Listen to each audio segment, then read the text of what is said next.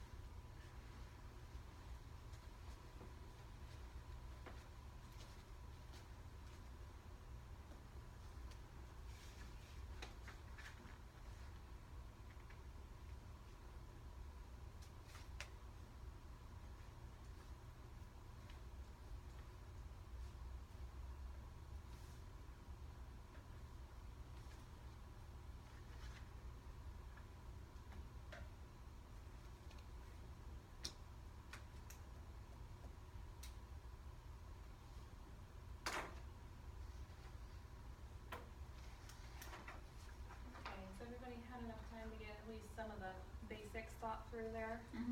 Yeah. Okay. Is anybody comfortable sharing, just sort of the situation that you thought of as your difficult conversation? Yeah, I'll do it. Okay.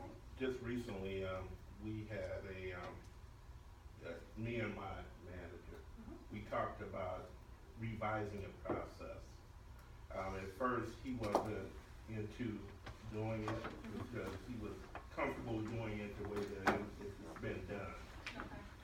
So collaboratively, the team, made some recommendations. He listened, and we implemented this new process. Okay. So you had some time to prepare for that difficult conversation ahead of time and kind of think through some of his, maybe why he wasn't going to accept the change? Well, we already knew why he wasn't. Okay,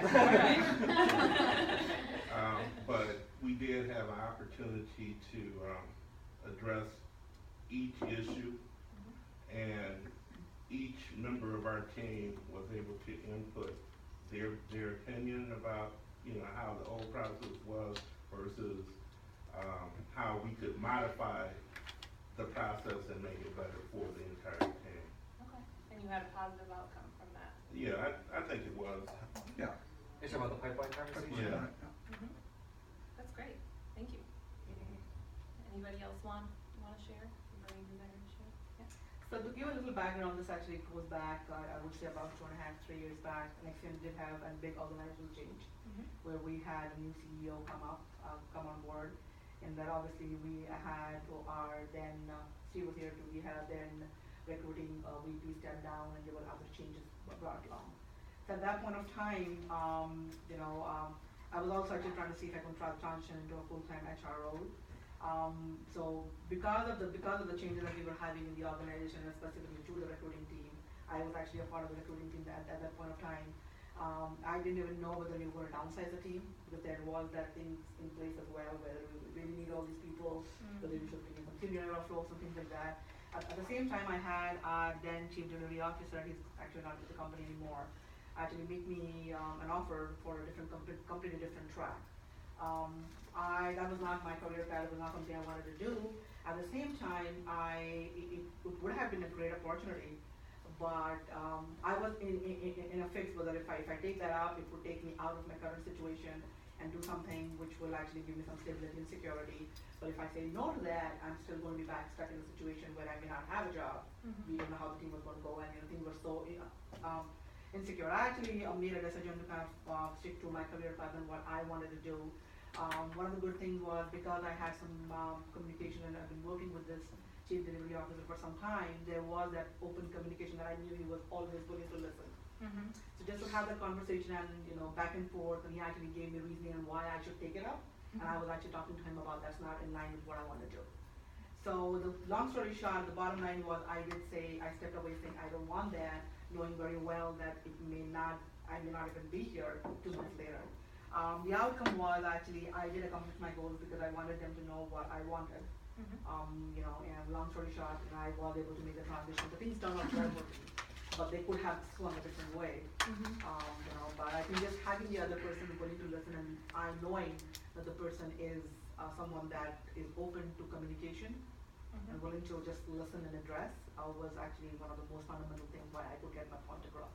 Great. Okay. I don't think I would have been as open as I was had it been somebody else. Right. So you had built that relationship already. Yes. So the conversation. And I was very confident knowing that the other person would give me a fair chance and understand where I was coming from. So I was very confident about that. Whether the person would accept, I don't know that. Sure. But it turned out well for me. Good. In the bargain. So. Good. Both positive outcomes. Yep.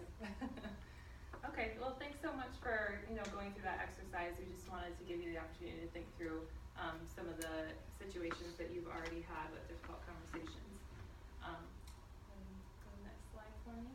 So, what are difficult conversations? Let's start at the basics, right? Any thoughts on how you define that, just personally? Giving bad news. Bad news, yeah. Something the other person is not willing to accept or listen. Yeah, absolutely. Yeah. So perhaps, the two examples that you gave, the other person may be resistant to the ideas that you were presenting, right? Okay. So a difficult conversation situation where two parties, have differing opinions, perceptions, needs, or wants. Feelings and emotions run strong, the consequences or stakes are significant. And no surprise here, providing negative feedback is the most disliked of all management activities, right? So what are some other examples of difficult conversations that could be had in the workplace, whether you've had them or not? Well, I guess not agreeing with your raise. Mm-hmm. Sure, absolutely. Any other examples? We tell people they didn't get the job. Yeah. Yeah, that's difficult. Little girl. Terminations, yeah, absolutely. Salary negotiations.